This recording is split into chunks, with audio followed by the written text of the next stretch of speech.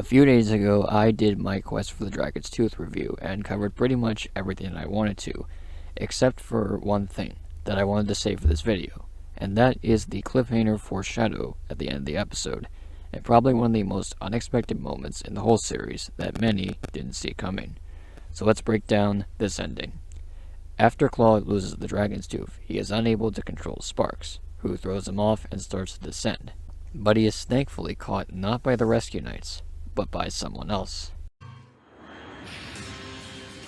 I wasn't expecting it to rain pup nights today. That's right, the Duke of Flappington, out of absolutely nowhere, saves Claw.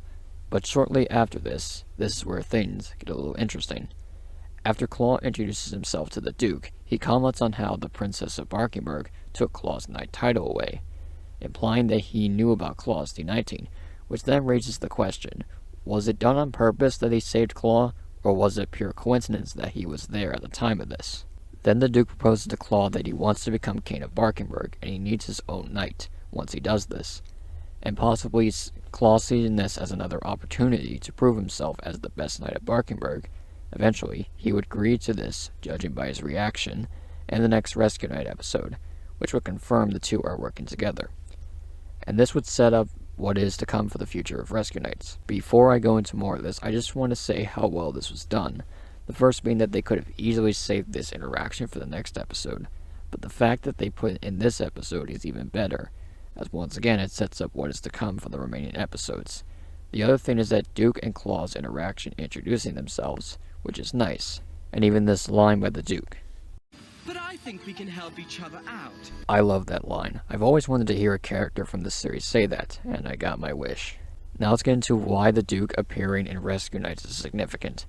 The first thing is we could see the return of the gems of Barkingburg and Flappington, which I'm sure the Duke still has the intention, at least not yet, to make a kingdom in the sky, which is what we see him do in Jet to the Rescue.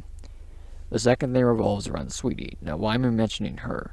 Well, she has had a bit of history with the Duke, in which he betrayed her in Jet to the Rescue.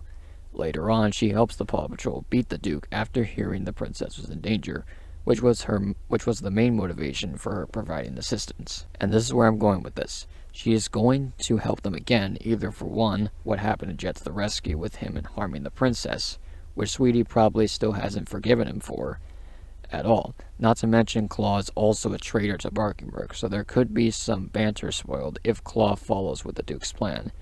And I don't think Sweetie likes backstabbers or traitors either.